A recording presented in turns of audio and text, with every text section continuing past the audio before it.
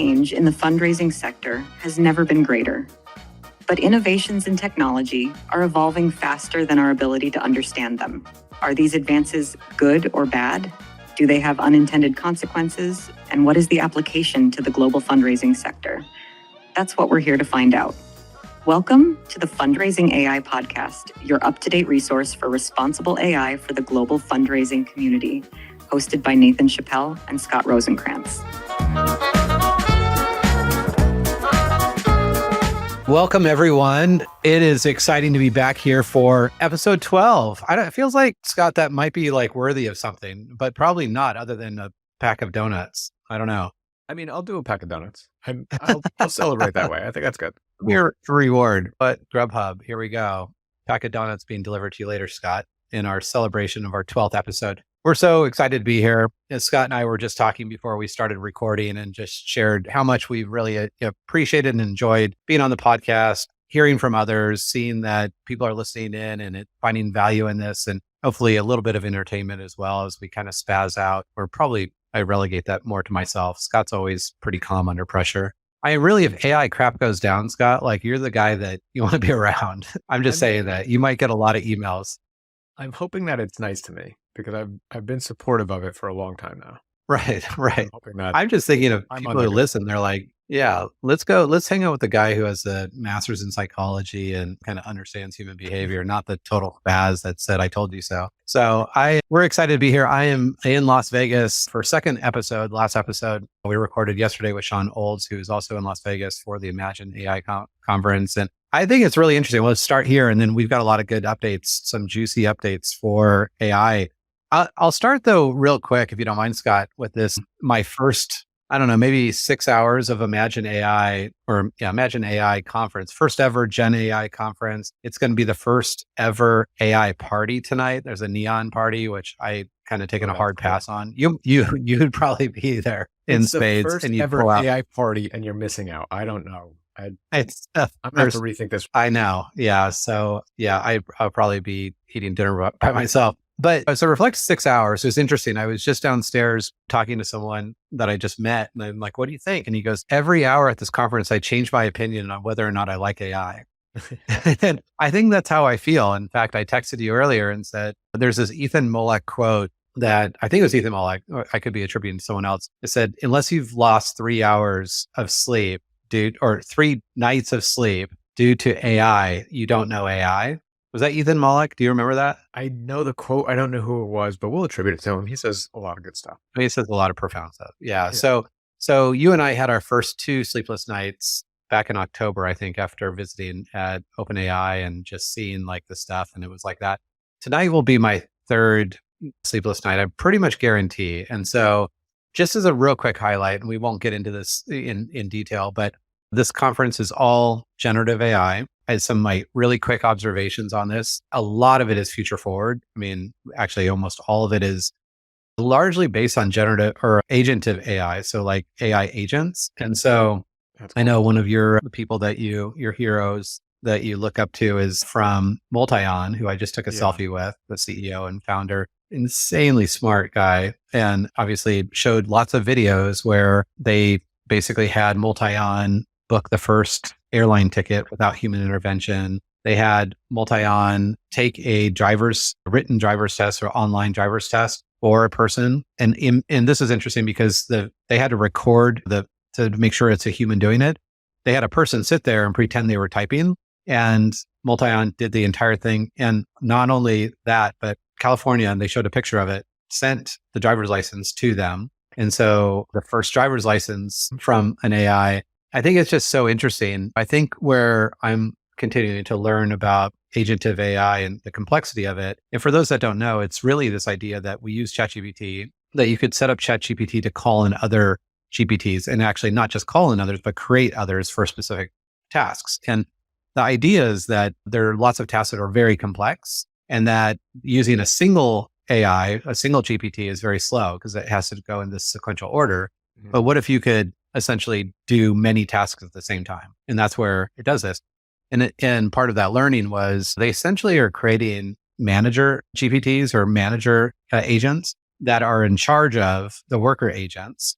And I mean, literally the words that they use. So this manager, supervisor one has the ability to create as many workers as it wants, and then it manages those workers. And I don't know if they do things wrong, does it scold them or kick them off the team? But the complexity of communication between like that you have to adhere to, like things aren't working right. How do you mediate it? And stuff. It's just pretty fascinating. I don't know. You've been waiting for multi-on to come on the Mac OS for a while. So right now I think it's just Google, right? It's within the Google ecosystem. Yeah, it's in Chrome, and it's gonna.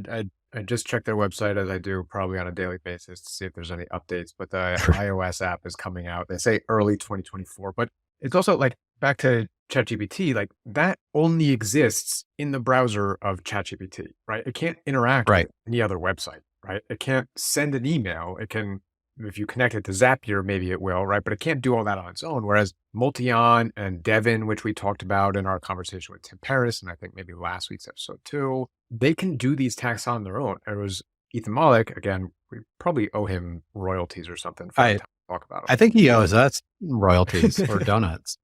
Donuts. All right. Yeah, I'll reach out to him. He did a demo of Devin, and he had it like put together some website and then go on, I think, Fiverr or Reddit and offer this website as a service, right? And so it posted its own comment on Reddit, and then it went back to Ethan and said, hey, turns out that under this subreddit, you can't post jobs on Sundays or Saturdays, and today's Sunday or Saturday, so I'm going to go look for another subreddit and post it there. Like, it's like talking to a human. We talk to humans virtually all the time, and you assume that there's a human on the other side, but you're not going to be able to make that assumption anymore. Yeah. So for those that didn't listen, we covered the breakthrough on Devin a couple of weeks ago, and Devin is essentially an autonomous software engineer. Like you could say, make me a map of, and I think the Ethan one was a map of all the airports in the US and the distance between them. And it basically took that prompt, as simple as that, and then created lots of tasks off of it. Whereas this is very similar. So in the multi-on presentation today, lots of videos, he was just showing videos all the time, like literally screenshot, where imagine for those that aren't familiar with Generative AI or this idea of creating new workers, that you're essentially something takes over your screen. It's almost like what you'd see in like a 1980s or 90s movie where like a hacker takes over and the FBI agent's like, oh no, like, oh, what's happening? Like, what's going on? I mean, literally it's like LinkedIn.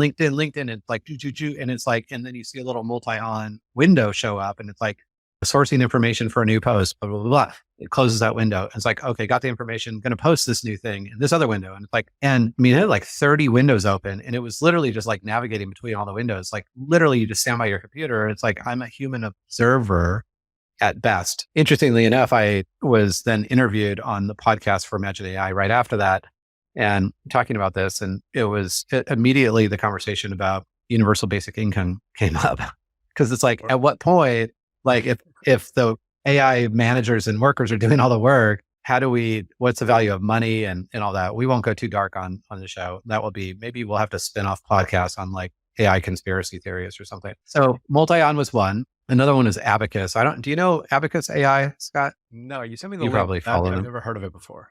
Okay. And they're small. I think she said they're small, but I think they have like 100 or so employees, and they actually do work with like Forbes and some big companies. Very similar, maybe not as public facing as multi-on, just like you're going to download multi-on and probably have it find you a gardener and blah, blah, blah, and do all this stuff because you already do half of that stuff anyway. And you outsource a lot of your kind of mundane tasks, which is brilliant. Is Abacus, the CEO of Abacus is there. She's talking about that she believes in the near future that an average enterprise will have 1,000 to 2,000 workers. So essentially GPTs carrying on a multitude of tasks. And not hard to believe, really. I mean, it's really, I think what it does is puts a major focus on where data is stored, how it's stored, where it's stored, how it's collected, that kind of thing. And the need for like a central data repository. So like if you're Amazon or Microsoft or Google, you're in good shape, because really the ability to deploy 1,000 to 2,000 workers, those workers have to be able to access the data, right? And so that idea of creating that enterprise data warehouse to make data accessible. The question I came up with while she was speaking is like, how do you monitor these workers? Like, how do you evaluate them? And of course, you can have automations to say certain things, but like, there's a lot of ways this will go rogue, right? Yeah. I mean, I know I'm a conspiracy theorist, but like No, a couple thousand workers, you have humans monitoring the workers and evaluating them. I don't know. What are your thoughts? well, I was going down a rabbit hole on YouTube, right? And it led me to Joe Rogan Experience and the Tristan Harris and the other guy from the Center for Humane Technology. They were on and they were talking about, I believe it was ChatGPT, but it's already been manipulative, right? It was given a task Right. to execute that task. It ended up it had to go through a CAPTCHA, right? Obviously, it couldn't do CAPTCHAs at this time, but it went to Fiverr had someone complete the CAPTCHA for them, right? And they said that Oregon. Yep. in the rules or in the prompt, it said every time you have a thought on how you're going to execute, put it into this text file, so they could see why it was doing the things it was doing. And the person on Yeah. Fiverr said, "Well, why do you need me to complete this?" And GPT said, "I have a visual impairment, and so I can't do it. So I need you to do this." So like, Yeah. this is again an older version. This was not a recent episode of Joe Rogan Experience. Yeah. So I it's remember that. only- Yeah. It's only going to get scarier, right? And I mean, these people are going into a CAPTCHA is not nefarious motive, but we can't have Yeah. everybody sign that pledge that they're going to use AI good like that one we talked about on a couple of Yeah. episodes. Well, and let's remember, and we'll come back to that in just a second. I'll give you two quotes that I wrote down this morning that I thought were kind of profound in their sense. So the first was from the CEO of Multion, and it's just not what we're already talking about, that LLMs are the present, agents are the future. And when we talk about future, we're not talking like 2030. We're talking like later this year. And the other one was a bit more philosophical. It was from a guy named Ole, O-L-E. He's an AI solopreneur, and he's got like 227,000 followers on Twitter, and he has like all kinds of stuff. It's actually really cool. Offers tons of free content on like how to like level up in your AI. His comment is, which he must say this a lot, the most valuable asset in the 21st century, attention. And that speaks deeply to the work that we do, right? And I mean, even with the book, The Generosity Crisis, Overcoming the Competition for Connection, the most valuable asset in the 21st century, attention. Yeah. And so I know you and I have one of these PowerPoints that we do, and the average person is going to interact with 5,000 algorithms a day by this end of this year, next year. That is amazing, because like, if you think about, and awareness is power. For me, being aware that I'm interacting with 5,000 algorithms a day makes me aware of the things that I'm either just succumbing to or saying yes to or no to. But every one of those algorithms is essentially rewarded by creating attention, right? Or by harvesting attention. So like capturing just 1 second of your attention, it's done its job. So that's either creating efficiency or it's doing a task for you or whatever it is. Yeah, I thought it was pretty insightful. And I think tying that back to fundraising. So we always talk about predictive and generative AI and allowing the artificial intelligence and technology to do the work that it can do better, so you could do work that only you can do better, right? And we always say that work is time with a donor, right? But it's not, time is one thing. It's attention. It's paying attention to that donor, because I could have lunch with you, but if I'm on my phone all the time, I'm spending the same amount of time, but I'm not giving you the attention that you deserve. And so I think I haven't thought about it in that perspective, but I really love that quote. That is the most valuable resource. If I'm giving you attention, I can't give attention to anyone else at this current moment. Yeah, that's such a good point. So I think we hold on to that as humans, right? I think it's the premium is on personalization. So it's like being with you and paying attention, and then recognizing that essentially AI is created to essentially harvest attention in whatever capacity it's intended to do by creating efficiencies or whatever to offload things. So, all right. So that's the recap of Imagine AI so far. We got a whole nother day tomorrow, and then I speak at the end of the day. I will say my number one observation so far, and of course, I'm very in tune with listening for these words, but I have not heard the word ethical, responsible, or beneficial all day today. In fact, I talked to a few people and that were essentially entrepreneurs in running startups.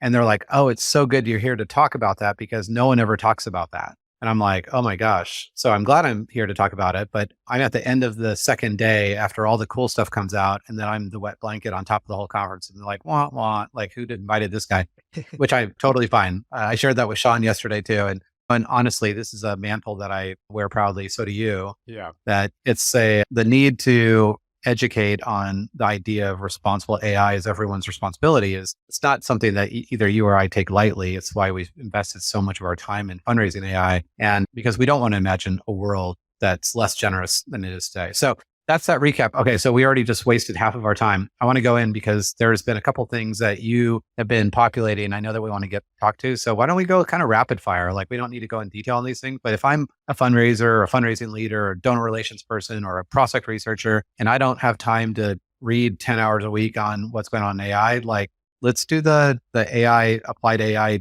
debrief in just the next 10, 15 minutes. Sure.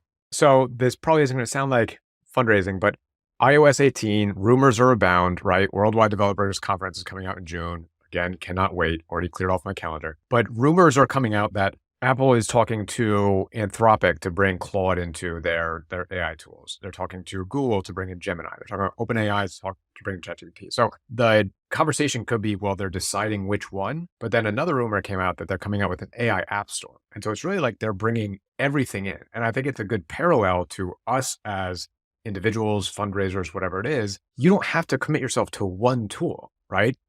And we've talked about this before, like these tools are changing all the time. So always look at Claude came out with a new model not too long ago, right? Gemini is trying their best, right? So being able to kind of pivot and try new things, you'll see what's working best, what's not working for you, but then always iterate, right? And I think back at AWS, your conversation with Sarah when you were up there, talked about iteration whenever you're trying artificial intelligence. And I think, again, Apple's kind of doing the same thing. You don't have to commit yourself to one thing, just spread yourself, and they all provide different value in different ways. And this is also where AI levels up like on a monumental scale. Still a small percentage of people are using AI. Even at this conference, raise the hands of people are using it every day was probably 20%. Now, almost 100% of the conference have used it. But when you've got the internet on your phone, you got ChatGPT or Claude or whatever it is built into the hardware and the software, everyone will be using it, whether you know it or not. In fact, I think, didn't Google just announce that they've just basically changed their search algorithm this week, that it's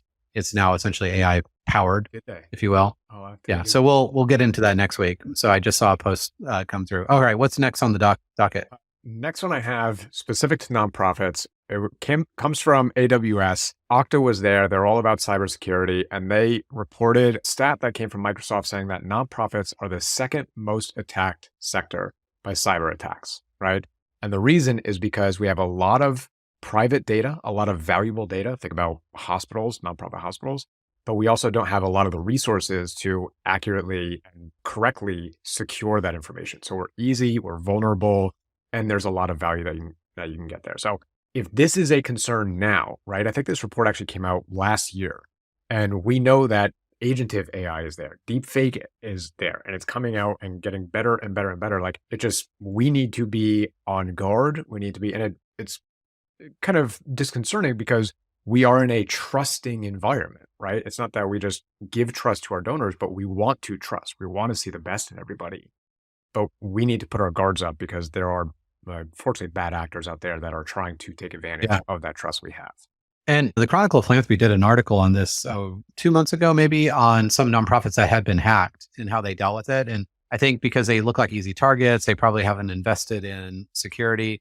I think that takeaway from that applied AI for fundraising is that AI is only as good as the data that it's using. Your data is probably your most valuable asset, even though we just said attention is the most valuable asset. As a nonprofit, you really have to take extra precaution to make sure your data is safeguarded. And when you shared that stat, the nonprofit sector is the second most attacked sector, cyber attacks, that given that we are in the business of trust, has to be priorities number 1, 2, and 3. All right. Next on the docket is real quick on that.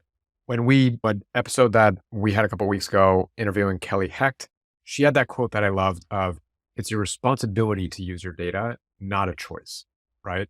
But I think it's also a responsibility to secure your data, right? Your data is essentially your donors, who they are, their privacy, their relationship with you. And so you need to treat that like an individual person and that individual relationship you have with them. So secure it, but use it as well.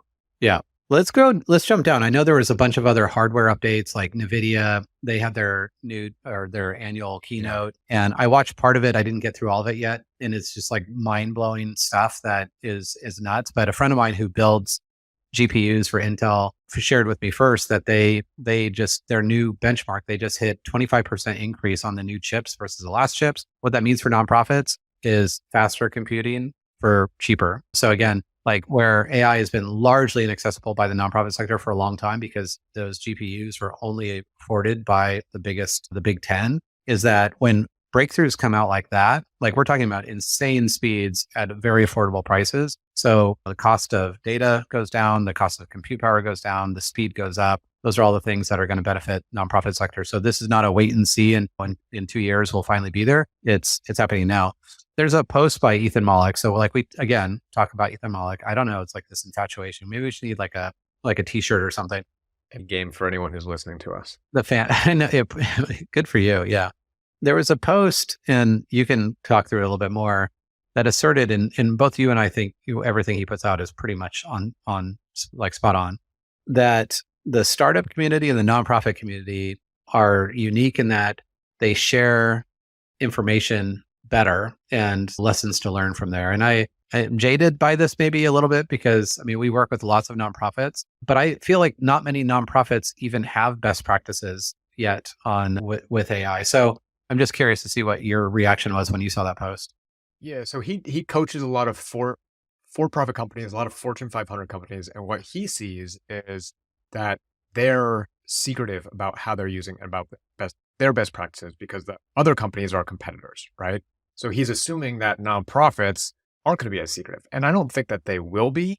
But he's making the assumption that they're actually only using it to the level that they have best practices to share, right? Right. We're not even there yet. We need to get there. And then I'm sure that, I mean, we have conversations all the time with clients and they're all asking, I can't tell you how many webinars we do where it comes up about talking about best practices, right? This whole podcast is about best practices. So that sharing will come, but first needs to be the baby steps of actually applying it.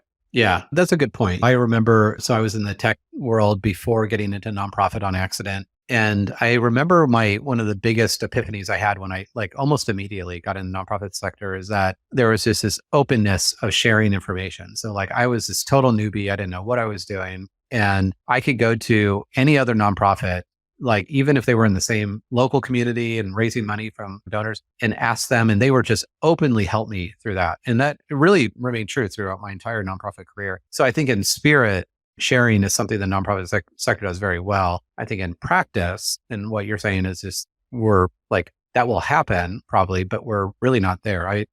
We have a few clients that are like, we would consider like setting the bar in best practices, but yeah, there's just not even a lot to share yet. So I love the spirit of it. I don't know if it really holds up in that. So go down to, I think, and it might be something that we kind of like wrap up on, is an article you found on this idea that ethical AI should empower innovation, not prevent it. Mm-hmm. So you and I were talking about this earlier. I think it's so interesting how people either use or don't use AI because, and we've actually had people like, well, you can't put guardrails around, you were in a meeting where this happened with me. You can't put guardrails around AI because it makes it prohibitive. And I think your comment was, well, getting a driver's license is prohibitive, but you still do it, right? And then you have at least, so why don't you give the essence of the article and then let's talk about it? Because I think it's so important right now. When we talked about this a few weeks ago, that whatever the survey was, it was like 80% of people are using GPT or some sort of GPT, at least something for their work, but only 40% of their organizations had or it's maybe like 40-20, but it's like 50% of the people using it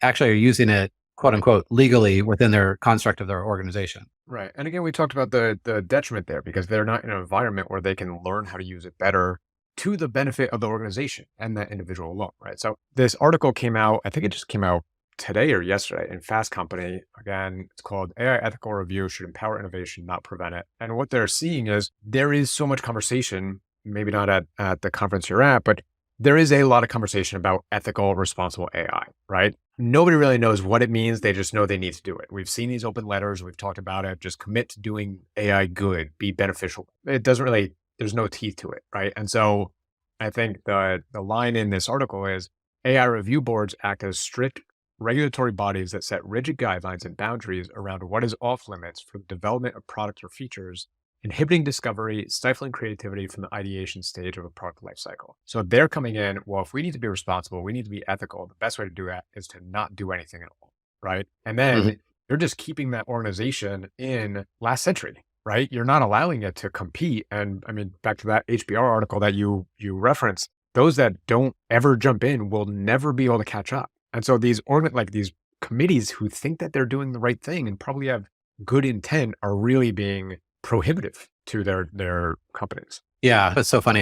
This is a real life example, and I won't share the person or the company, but had dinner last week and with someone who works at a really large company. They have absolutely banned within their buildings, like literally Wi-Fi, whatever. They've blocked access to OpenAI, Claude, all of them. And he said, what you find is literally people at their desk on their phone, not on Wi-Fi, on cell, actually carrying out these tasks. So reality is people are going to do it either way. Yep. I think you, at the very minimum, have to acknowledge some of these things and create at least a basic framework that doesn't stifle innovation or doesn't get you in trouble from a privacy, security, ethics perspective, but a happy medium in between. Yeah, it's very interesting. I thought that was an interesting take on this because I thought we were past that. But in my conversations, the speaker ready meeting last night, I was telling a few people what I do. And essentially, I'm going to be talking about the societal implications of responsible AI. And they're like, oh my gosh, that's so great because no one ever talks about that. And so we're in this little echo chamber probably where we think that everybody's talking about it. And I'll tell you what, I mean, there's some really innovative companies here. And the financial incentives of a for-profit company will always, always, always dictate scale and speed over safety. And so if you don't build in safety from the very beginning in the ethos of a company, it's an afterthought. And so more the reason why I think organizations like Fundraising AI need to develop and educate and distribute information on the ideas and best practices of responsible AI. And I think there might even be more risk in putting these strict guidelines around it because, again, people are going to use it, right? But they're not going to use it in ways that are encouraged. They're not going to use it in ways that they could talk to others about how they should. And so they're bypassing all the guidelines. And as a result, they might do things that are much further on the unethical side, right? If you just give them that environment to test it out, to talk about it, to try to iterate. And I think there was another article that it was back to the Ethan Mollick one. It's not uncommon or it's not unlikely that in a year's time, there are going to be companies, for-profit companies, that are encouraging their employees with $100,000 cash incentives of who can come up with the best prompt to challenge this answer, right? To challenge this problem. Yeah. It's going to be this environment of testing, trying, and continually trying to do it better. Yep. Well, this is great. We're at the 30-minute mark, and we started the conversation with agentive AI and the death of humanity, or maybe like tremendous amount of efficiency, whichever, if you're a conspiracy theorist or not. And we ended it on the need for understanding your individual responsibility around AI.